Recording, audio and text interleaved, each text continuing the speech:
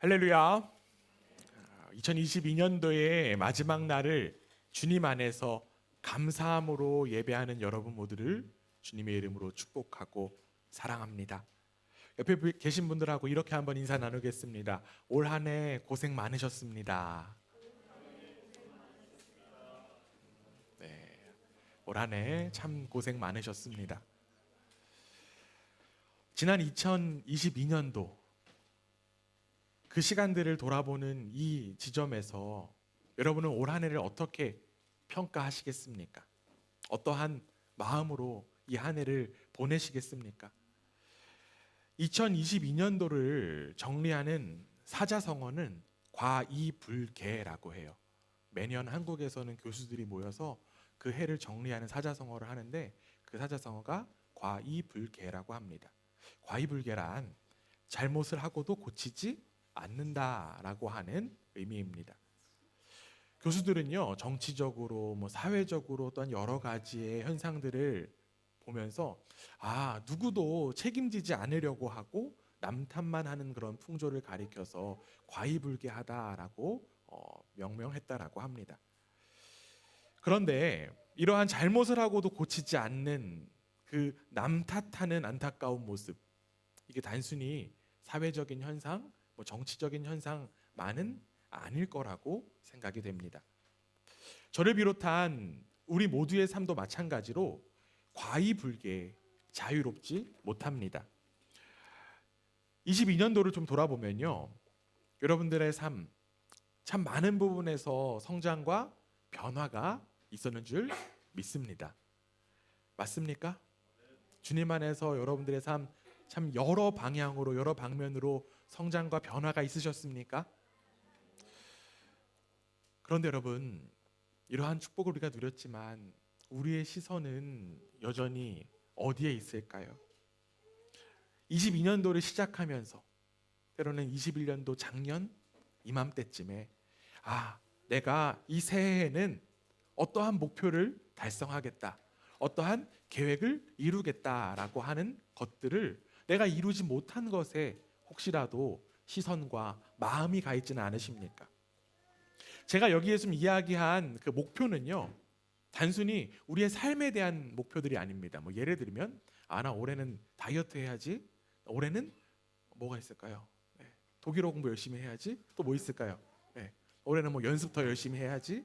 네, 우리 별빛 드림 친구들 어떤 계획을 주로 세우나요? 별로, 그냥 하루하루 감사하게 좋습니다. 이러한 목표들을 이루지 못한 것에 대한 이야기들이 아닙니다. 우리는요, 우리의 삶에 대한, 즉 우리의 존재에 대한 목표를 이루지 못한 그 실패에 대한 이야기를 저는 여러분들과 함께 나누고 싶습니다. 결국 이것은요, 죄의 문제에 대한 부분입니다. 21년도에 가지고 있던 죄, 내가 이제 새해가 돼서 22년도가 되면 이 죄는 더 이상 짓지 않겠다라고 결단했던 그런 모습들. 그럼 좀 더 돌아가면 20년도부터 지었던 죄, 아니죠? 5년, 그 10년 전부터, 15년, 20년 전부터 지었던 죄에서 우리가 열심히 나는 이제 정말 죄에 머물지 않고 그리스도인으로서 당당히 서겠다라고 하는 결단들이 있었는데, 여러분들의 2022년도는 그 결단 속에 어떠한 열매를 맺으셨는지 한번 묻고 싶습니다. 그리고 우리의 시선은 안타깝게도 실패에, 좌절에 더욱더 머물러 있는 것만 같습니다. 우리 교회에서 이제 12월에 읽고 있는 또 책이 하나 있어요. 제목이 아름다운 사람은 저절로 만들어지지 않는다라고 하는 책인데요. 이거 스카솔즈 목사님께서 이제 쓴 책인데, 이 책에서 목사님 이런 이야기를 해요. 지난 일에 대한 후회는 계속해서 우리를 괴롭힌다. 성경에서 참소자라고 부르는 자는 우리가 저지를 최악의 행동을 계속해서 상기시킨다. 그렇게 되면 언제부터인가 그 사건이 우리의 정체성으로 자리 잡기 시작한다. 조금 긴 문장이지만 우리가 너무 창피해서 기억하고 싶지 않은 그 지난 생각이나 말과 행동들, 자꾸 곱씹고 생각하다 보면 결국 그 행동과 사건이 나의 정체성이 될 수 있다. 정체성으로 착각할 수 있다라고 하는 이야기입니다. 이솔주 목사님은 이어서 이런 이야기를 해요. 나는 비열한 짓을 저질렀어가 나는 비열한 인간이야가 된다. 나는 추악한 짓을 저질렀어가 나는 추악한 인간이야가 된다. 나는 엄청난 실수를 저질렀어가 나는 구제불능의 실패자가 된다. 결국 제가 계속해서 강조하는 이 우리의 존재 빙이 먼저야 함에도 불구하고 자꾸 doing에 집착하다 보니까 빙마저 doing에 지배당하는 그러한 것을 지금 이야기하고 있습니다. 그렇다면 우리가 설교 시작하면서 이야기했던 그 사자성어, 과이불개, 잘못을 하고도 고치지 않는 사람이 되지 않기 위해서 우리는 어디에 더 집중해야 될까요? 우리는 어디에 더욱더 방점을 두어야 할까요?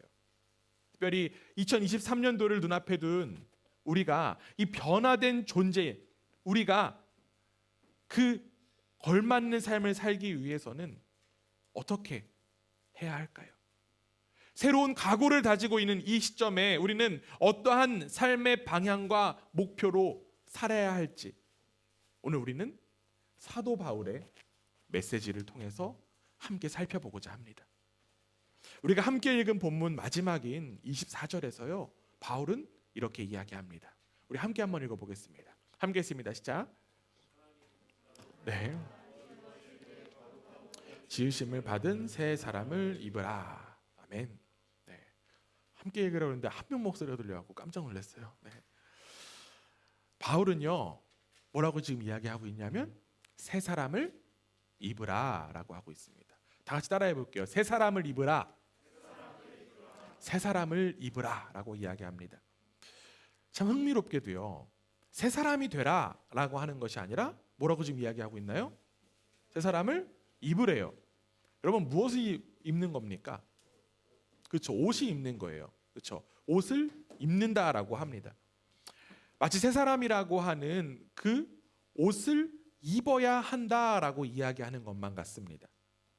그렇다면 여러분, 이 새 사람의 옷은 무엇일까요? 사도 바울이 지금 입으라고 이야기한 이 새 사람의 옷은 어떤 옷을 이야기하는 것일까요? 옷은 참 여러 가지 기능들이 있습니다. 여러분들도 오늘 다양한 옷들을 좀 입고 오셨는데 아마 자신들의 가치에 따라서 때로는 기능에 따라서 다양한 옷들을 선택하셨을 것입니다. 옷을 선택하는 데 있어서 많은 사람들은 또 미적인 것에 관심을 가져서 예쁜 옷, 나한테 잘 어울리는 옷들을 선택해서 입습니다. 그런데 옷의 기능 가운데 하나는요. 그 옷이 바로 그 사람의 신분을 나타낼 수 있다라고 하는 것이죠. 대표적으로 그 옷을 보고 그 사람이 신분이 무엇이다라고 알 수 있는 직업 뭐가 있을까요? 의사, 네, 또 경찰, 네. 잘 안 들려요. 소방관, 네. 또 우리 별빛 친구들 뭐 없을까요?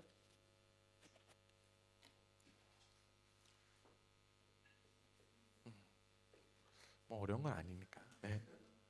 군인도 있고, 그렇죠? 네. 뭐 여러 가지 직업들 다 있을 거라고 생각됩니다. 그에 맞는 옷을 입음으로 인하여서 자신의 신분을 분명하게 구별해요. 그런데 여러분 한번 생각해 보세요. 아무나 경찰 옷을 입는다라고 해서 다 경찰 됩니까? 아니죠. 제가 오늘부터 경찰이 되고 싶다라고 해서 경찰복을 딱 빌하벤에서 구입을 했어요. 그래갖고 딱 시내에 입고 다닙니다. 그럼 어떻게 될까요? 맞아요. 경찰서 가요. 네. 경찰 옷 입고 제가 마음대로 입고 다니면 경찰서 가게 됩니다. 경찰인 사람이 경찰 옷을 입을 수 있는 것처럼요. 새 사람의 옷은 누가 입어야 될까요? 새 사람이 입을 수 있다라고 하는 것이죠. 결국 바울은 우리가 이미 새 사람이라고 하는 전제 속에서 새 사람의 옷을 입으라라고 지금 권면하고 있는 것이죠. 왜냐하면요. 우리는 새 사람을 옷을 입을 수 있지만 새 사람이 되는 것에는 우리에게 능력과 자격이 있지 않기 때문입니다. 여러분, 새 사람은 누가 만들 수 있는 것일까요? 그럼 새 사람으로 바꿀 수 있고 새 사람을 만들 수 있는 그 영역은 누구의 영역일까요? 우리는 그 사실을 아마 너무나도 잘 알고 있습니다. 고린도후서 5장 17절 말씀 함께 읽습니다. 시작.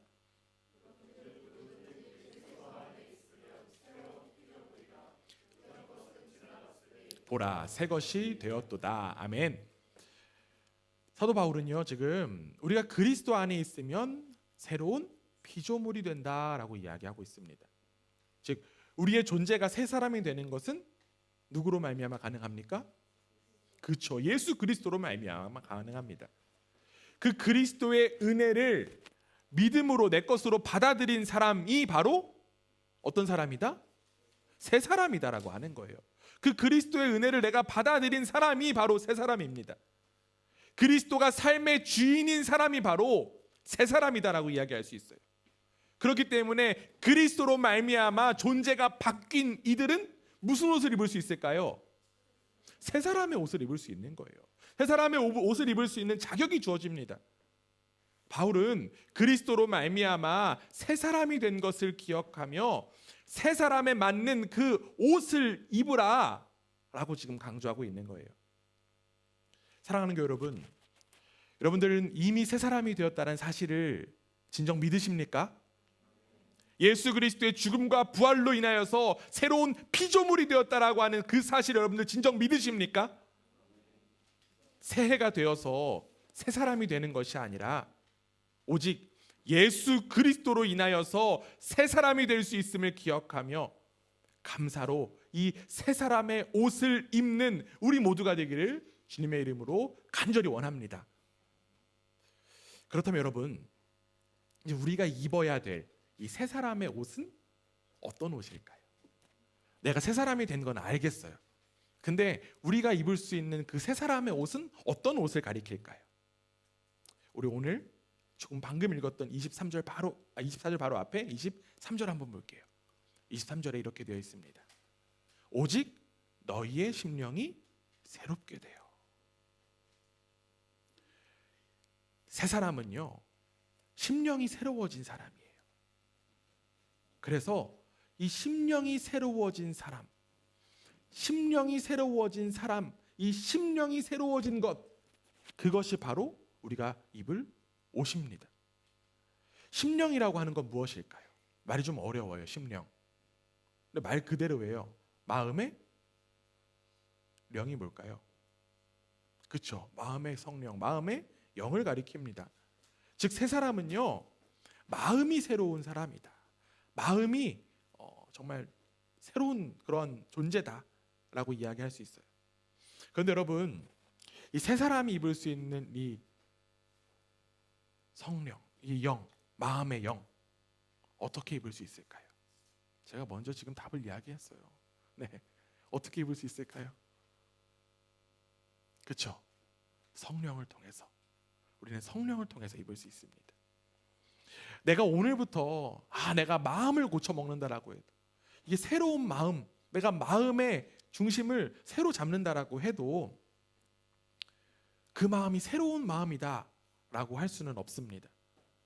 마음이 새롭게 된다라고 하는 것은요, 결국 그 안에 성령님께서 계시다라고 하는 거예요. 마음의 주인이 내가 아니라 누구다? 성령님이다라고 하는 거예요. 성령 하나님과의 그 충만한 교제를 누리는 삶이 바로 이 새 사람의 옷을 입은 그 새 사람의 마음이다라고 지금 이야기할 수 있습니다. 여러분, 내일 2023년도입니다. 여러분, 무엇이 달라질까요? 이제는 나이도 안 달라져요. 네, 뭐가 달라질까요? 사실 달라질 것 하나 없습니다. 네. 내일은 어쩌면 오늘과 똑같은 그냥 그 하루의 날일 뿐이에요. 그런데 여러분, 그리스도로 말미암아 새로운 사람들에게는요, 이 새로운 사람이 된 이들에게는 내일은 다른 날입니다.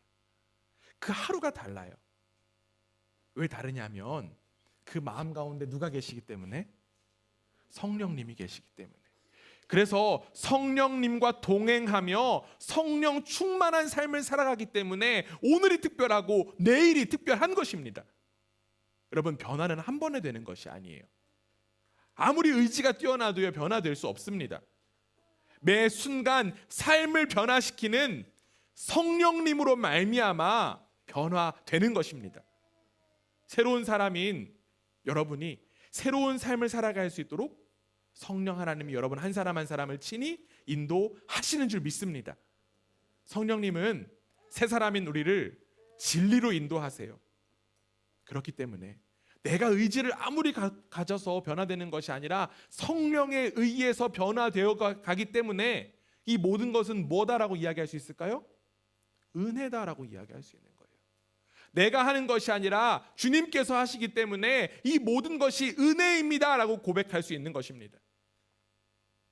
사랑하는 교회 여러분, 내일 2023년도 새 사람이 되자라고 하는 각오를 다지는 것도 귀하지만 그러한 모습보다 지금 당장 여기에서 성령의 임재를 깨닫고 성령님과 인격적인 교제를 충만하게 나누고 누리는 2023년도가 되기를 주님의 이름으로 간절히 부탁드립니다. 성령님께서 새 사람인 우리의 삶을 친히 인도하여 주실 줄 믿습니다. 새 사람으로 성령 충만하게 살면요 허락되는 크나큰 축복이 있습니다. 그것은 바로 하나님의 형상이 회복된다라고 하는 것입니다. 한번 따라해 보겠습니다. 하나님의 형상이 회복된다. 다시 한 번 더. 하나님의 형상이 회복된다. 우리가 아까 읽은 말씀 24절 말씀인데요. 이 24절을 세번역 버전으로 다시 한 번 더 보겠습니다. 앞에 화면이 있으니까 함께 읽습니다. 시작. 하나님의 형상을 따라 새 사람을 입으십시오. 아멘. 개역개정 성경에는 뭐라고 나와 있냐면요, 하나님을 따라라고 되어 있어요. 그런데 지금 세번역 성경에서는요, 하나님의 형상을 따라라고 이야기하고 있습니다. 새 사람은요, 하나님의 형상인 존재가 된다라고 하는 거예요. 하나님의 형상의 존재, 그 하나님의 형상을 담고 있는 그 존재는 삶을 통해서 하나님의 살아계심을 나타내주는 존재입니다. 삶에서 우리에게 주어진 그 삶에서 내가 하나님의 그 살아계심을 나타내는 것이 우리에게 가장 큰 영광인 줄 믿습니다. 사도 바울은요 고린도전서 10장 31절에서 이렇게 이야기해요. 우리 함께 읽습니다. 시작. 그런즉 너희가 먹든지 마시든지 무엇을 하든지 다 하나님의 영광을 위하여 하라. 아멘. 무슨 일을 하든지 간에 하나님의 무엇을 위하여 하라? 영광을 위하여서 하라고 했어요. 하나님의 영광. 하나님의 영광 무엇일까요? 하나님의 영광을 위한다라고 하는 것은 하나님의 그 살아계심을 나타내는 일입니다. 여러분들 먹고 마시는 거 너무나도 당연한 거예요. 굉장히 일상적인 일이에요. 하루에 3끼 먹고 뭐 4끼 드시는 분들도 간혹 계세요. 그렇죠? 하루에 3끼 먹고 또 맛있는 거 많이 마시는 거 우리의 당연한 일상이에요. 그러나 그 당연한 일상도 결국 하나님의 형상이 나타나는 삶이 되어야 된다라고 하는 것이죠. 그것이 바로 그리스도인들에게 허락된 축복인 줄 믿습니다. 그렇기 때문에 오늘 하루, 내일 하루가 너무너무 귀하고 특별한 거예요. 그 삶을 통해서 하나님의 형상이 나타날 수 있기 때문에 하나님의 영광을 나타내는 그 삶이 바로 새 사람에게 허락된 축복인 줄 믿습니다. 창세기 33장에 보면요 야곱과 에서가 나옵니다. 여러분 너무나도 잘 알고 계실 거예요. 야곱과 에서가 사이가 좋아요, 나빠요? 나빠요. 왜 나빠졌나요? 그렇죠. 야곱이 축복을 뺏었어요. 네, 감사합니다. 네. 야곱이 에서의 축복을 뺏었어요. 그렇죠. 그래서 에서가 그 사실을 알고 어떻게 했을까요? 어떻게 했나요? 맞아요. 죽이려고요. 별빛 뛰는 친구들이 많네요. 여기 아주. 네, 좋아요. 네. 에서가 그 야곱을 죽이려고 했어요. 그 야곱은 어떻게 하나요? 맞아요. 도망갔어요. 너무 좋아요. 아주. 도망갔어요. 네. 외갓집으로 열심히 도망갑니다. 그리고 이제 한참을 지나서 결국 이 야곱과 에서가 만나게 돼요. 에서의 마음이 어땠을까요? 좋았어요? 갑자기 오랫동안 만나니까 좋을까 그냥? 아니에요. 에서는 만나면 내가 죽여버릴 거야 라고 하는 마음을 가지고 400명의 장정, 400명의 군인들을 데리고 야곱을 만나러 갑니다. 야곱이 어땠을까요? 아, 난 이제 죽겠다. 난 이제 죽겠다라는 심정으로 갑니다. 그런데 에서가 보이자 야곱이 한 행동이 무엇이었을까요? 에서 앞에 그렇죠. 무릎을 꿇어요. 자신의 잘못을 인정합니다. 그런데 에서가 이제 어떻게 해야 될까요? 그래, 너 잘못한 거 아니까 내가 너 뭐 죽여도 되겠지? 내가 너를 노예로 삼아도 되겠지? 막 이런 이야기를 하는 것이 아니라 에서는 야곱의 잘못을 그렇죠, 용서해 줍니다. 그리고 그에게 복을 빌어주기까지 해요. 이에 야곱은요, 에서를 보면 이렇게 고백합니다. 창세기 33장 10절에 이렇게 되어 있어요. 우리 함께 읽습니다. 시작.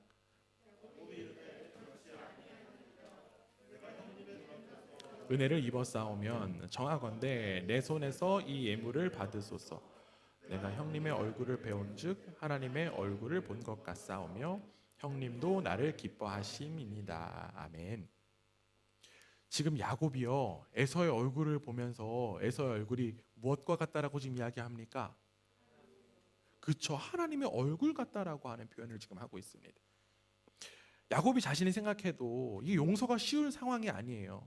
시간이 오래됐다라고 해도 우리의 기억이 흐려지는 것이 아니라 더욱더 강화될 수도 있습니다. 그래서 야곱은 더욱더 두려웠을 거고요, 에서의 마음엔 분노가 더욱더 치밀어 올랐을 수도 있습니다. 그러나 에서는 그 자리에서 용서해주고 화해하게 되었습니다. 그 모습이 바로 하나님의 형상을 나타낸 모습이라고 하는 거예요.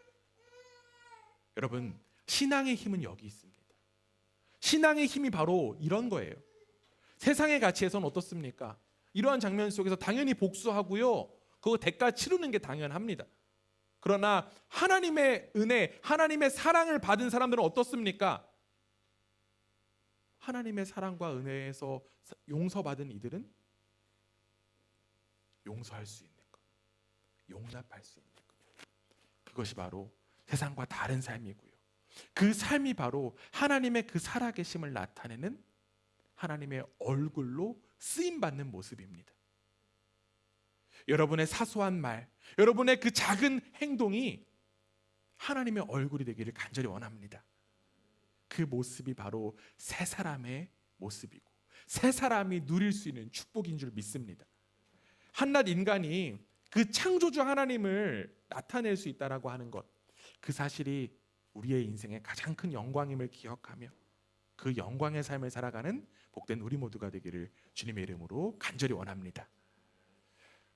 이렇게 성령의 인도하심과 도우심으로 이 새 사람에 걸맞는, 새 사람이 맞는 그 옷을 입었고, 그래서 하나님의 얼굴을 나타낼 수 있는 축복이 허락되었어요. 그런데 여러분, 안타깝게도 우리의 삶을 한번 돌아보시기 바랍니다. 여러분에게도 이러한 축복들이 허락되었는데 여러분 정말 새 사람의 옷을 잘 입고 있으십니까? 안타깝게도 우리는 자꾸만 옛사람의 옷을 꺼내 입습니다. 옷장 속을 뒤져서라도 그 옛사람의 옷을 꺼내 입어요. 오늘 성경 본문 22절에 이렇게 되어 있어요. 너희는 유혹의 욕심을 따라 썩어져가는 구습을 따르는 옛사람을 벗어버리고, 즉 예수님 밖에 있었던 그 죄인의 옷을 벗어버리라라고 지금 사도 바울은 이야기합니다. 옛 옷을 벗고 새 옷을 입으면 되는데 안타깝게도 많은 그리스도인들이 여전히 옛 옷을 찾고 입고 있습니다. 새 옷을 입으려면요, 입고 있던 옷을 벗어야 돼요. 그런데 여전히 계속 입으려고 하니까 새 옷을 못 입는 거예요. 이 앞에 윤서가 있네요. 윤서가 보기에 리아의 옷이 너무 예뻐요. 그래갖고 내가 이 옷을 좀 입어야겠다라고 딱 입으면 괜찮을까요, 안 괜찮을까요? 아마 들어가지도 않을 거예요, 그렇죠? 아니, 너무 작으니까. 맞아요. 리아도 알잖아요. 너무 작으니까, 맞지 않는 옷이니까 그런 거예요. 마찬가지입니다. 그 옛 죄인의 옷은요, 새로운 존재, 새로운 사람인 우리에게 맞지 않는 옷이에요. 우리가 입을 수 없는 옷입니다. 그런데 자꾸만 그 맞지 않는 옷에 몸을 꾸겨 넣으니까 어떻습니까? 몸이 망가져요. 마음도 망가져요. 관계도 망가져요. 그리고 찢겨지는 것입니다. 그렇기 때문에 우리는 이제 그 옛사람의 옷을 벗어버려야 돼요. 여러분 제발 좀 버리시기를 부탁드립니다. 여러분에게 더 이상 어울리지 않습니다. 어울리지 않고 맞지도 않는 그 옷, 왜 자꾸만 우리는 꺼내 입는 것일까요? 그 옷이 왜 자꾸 그렇게 그리운 것일까요? 예전에 내가 주인이 되어 살면서 욕심과 욕망을 따라 살던 그 삶이 너무나도 행복하다고 착각하기 때문에 그래요. 습관적으로 우리는 자꾸만 맞지 않는 옷을 꺼내 입고 있습니다. 여러분 얼마나 어리석습니까? 리아도 아는 이야기인데 얼마나 어리석나요? 그런데 그 어리석은 모습이 바로 저와 여러분일 때가 너무나도 많습니다. 간단히 말하면요, 여전히 자기중심적인 그 욕망에 이끌려 살아가는 사람이라고 하는 거예요. 에이 목사님, 전 이제 아니에요. 말씀 그렇게 하지 마세요. 그런 분도 계실지 모르겠습니다.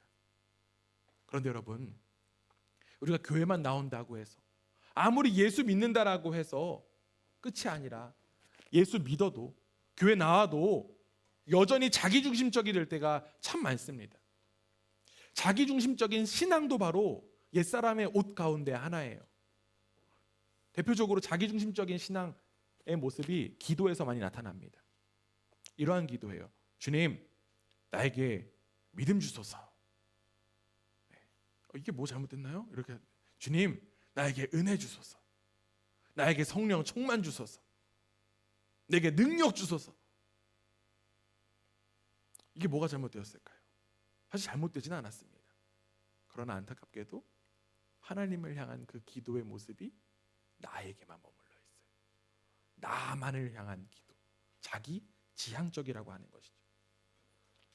자기 지향적인, 그 자기 중심적인 기도의 모습, 자기 중심적인 그 신앙의 모습에서 벗어나기 위해서 우리는 어떻게 해야 될까요? 우리의 신앙생활에서도 정말 맞는 옷을 입기 위해서는 우리는 어떻게 해야 될까요? 오늘 본문 20절에 나와 있습니다. 함께 읽습니다. 시작. 그리스도를 그같이 배우지 아니하였느니라. 사도 바울은요, 예수 그리스도께 그렇게 안 배웠다라고 지금 이야기하고 있어요. 즉 우리는 예수 그리스도를 중심으로 예수 그리스도의 가르침대로 살아가야 된다라고 하는 것이죠. 예수 그리스도가 우리의 삶의 중심이 되어야 된다라고 하는 것입니다. 그리스도인의 삶의 기준이 무엇일까요? 바로 예수 그리스도입니다. 그리스도인은요, 그리스도 닮은 사람, 닮은 존재예요. 닮아가는 존재예요. 그렇기 때문에 예수 그리스도가 삶의 중심입니다.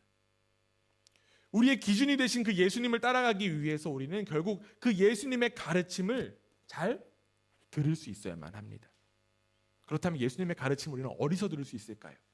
어떻게 들을 수 있을까요? 어떻게 들을 수 있을까?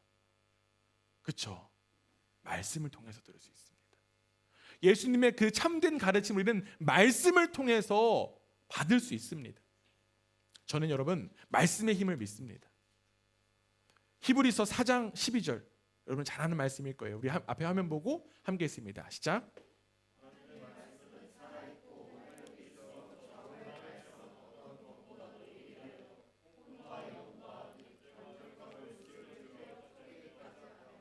또 마음의 생각과 뜻을 판단하나니. 아멘. 말씀이 살아 있습니다. 아멘이십니까? 말씀이 살아 있어서 자꾸만 우리가 옛사람의 옷을 입게 하는 것을 그 말씀이 벗게 해준다라고 하는 거예요. 우리의 마음과 생각과 뜻을 판단하고 도우는 그 하나님의 말씀이 우리 가운데 허락되었습니다. 그러나 안타깝게도 말씀을 듣지 않는 이들이 너무나도 많습니다. 왜 그럴까요? 왜 말씀을 도대체 듣지 않는 것일까요? 오늘 본문 18절을 함께 봅니다. 함께 읽습니다. 시작. 그들의 총명이 어두워지고 그들 가운데 있는 무지함과 그들의 마음이 굳어짐으로 말미암아 하나님의 생명에서 떠나 있도다. 아멘. 왜 도대체 말씀을 듣지 않는 것일까요? 어둡고 무지하고 마음이 굳어져서입니다. 특별히 마음이 굳어지다라고 하는 것에 시선을 좀 모았으면 좋겠습니다. 마음이 굳어지다. 마음이라고 하는 것을 성경에서는 밭에 많이 비유하죠. 그렇죠? 마음의 밭. 마음의 밭이 굳어지면요, 말씀의 씨앗이 떨어져도 어떻게 합니까? 그것이 뿌리 내릴 수가 없습니다. 자라날 수도 없으니까 마찬가지로 열매 맺을 수도 없어요. 그렇기 때문에 변화가 일어나지 않습니다. 반대로 마음이 굳어진 사람은요, 내가 말씀이 들어와서 변화가 없으니까 내가 최고예요. 그러니까 다른 사람들을 어떻게 합니까? 가르치려고만 합니다. 내가 듣지 않고 받아들이지 않고 내가 가르치려고만 합니다. 사랑하는 여러분, 여러분의 마음의 밭은 어떻습니까? 여러분의 마음의 밭은 어떠한 상태이십니까? 어둡고 무지하고 굳어짐의 밭입니까? 여러분, 그 마음의 밭은 여러분과 어울리지 않습니다. 여러분의 마음의 밭이 아니에요. 하나님의 은혜로 새로운 사람이 된 그 마음의 밭은 주님의 말씀을 온전히 받을 수 있는 마음입니다. 바로 생명의 밭입니다. 말씀의 축복을 누리는 우리 모두가 되기를 간절히 원합니다. 특별히 우리 올 한해도 성경 열심히 또 읽으셨는데 새로운 2023년도 이 말씀이라고 하는 새로운 사람의 옷을 더욱더 갖춰 입는 우리 모두가 되기를 원합니다. 말씀에 이 정도는 없어요. 내가 이 정도 읽으면 끝이야가 없습니다. 우리는 늘 말씀으로 살아야 되는 존재입니다. 말씀을 들어야 변화가 됩니다. 말씀이 있어야 살아납니다. 말씀이 있어야 삶을 조율할 수 있어요. 우리 음악 하시는 분들도 있잖아요. 조율을 해야 되는데 기본음이 있어야 되잖아요. 그렇죠? 그러면 우리의 삶을 조율할 때 기본음이 무엇일까요? 바로 말씀이라고 하는 거예요. 말씀이라고 하는 기본음에 맞춰서 삶을 새로운 사람에 맞게 살아가는 복된 우리 모두가 되기를 주님의 이름으로 간절히 원합니다. 말씀을 마치려고 합니다. 말씀을 마치면서 한 가지 좀 이야기를 나누는데 혹시 이런 거 들어보신 적 있으신가요? 되게 창피하긴 한데 5.29 날에 뭐해 경. 네. 들어보신 적 있으시죠? 네. 찾아보세요 나중에. 이 5.29 날에가 맛있어져라 이건데 이제 한국 개그맨이 일본 사람처럼 이제 막 연기하면서 여러 매체에 막 영상에 나와요. 그래갖고 그 개그맨이 이제 이름이 김경욱이라고 하는 사람이거든요. 근데 이제 뭐 다 아실 거예요. 그래갖고 그 사람 뭐로 활동하나요? 그렇죠, 다나카로 활동합니다. 그래갖고 말도 되게 일본 사람이 한국어 하는 것처럼 막 이야기하고 일본어도 하고 막 그렇습니다. 그런데 한번 생각해 보세요, 여러분. 그 사람이 아무리 다나카를 잘해도 그 사람이 일본 사람입니까? 한국 사람입니까? 한국 사람이에요. 그렇죠? 그 사람은요, 김경욱이라고 하는 그 사람은 바뀌지 않습니다. 아무리 사람들이 막 세계관을 뭐 강조하고 한다고 한들 그 사람은 그냥 원래 김경욱이에요. 다나카로 활동해서 출연료를 받아요. 그러면 진짜 누가 받는 것일까요? 김경욱이 받는 거예요. 그가 아무리 다른 세계관으로 연기한다고 해도 그 사람 자체는 바뀌지 않습니다. 마찬가지입니다. 예수 그리스도로 말미암아 새로운 사람이 된 여러분들의 삶, 아무리 감추려고 해도 바뀌지 않습니다. 여러분의 존재, 예수 그리스도께서 새로 빚으셨기에 우리의 존재 어떤 것으로도 가리울 수 없습니다. 자꾸만 이 세상 속에서 가면을 쓰고 때로는 여러분의 맞지 않는 옷을 입고 살아가는 것이 아니라 이제는 그 욕망의 옷을 벗어버리고 여러분들에게 허락된 그 새로운 옷으로 입고 이 세상 가운데 담대히 살아가는 우리 모두가 되기를 간절히 원합니다. 이전 것은 주님 안에서 지나갔습니다. 이제 새 사람이 된 것을 감사함으로 받아들이고 새로운 존재로서 열매 맺는 우리 그라치 반석교회 되기를 주님의 이름으로 축원합니다.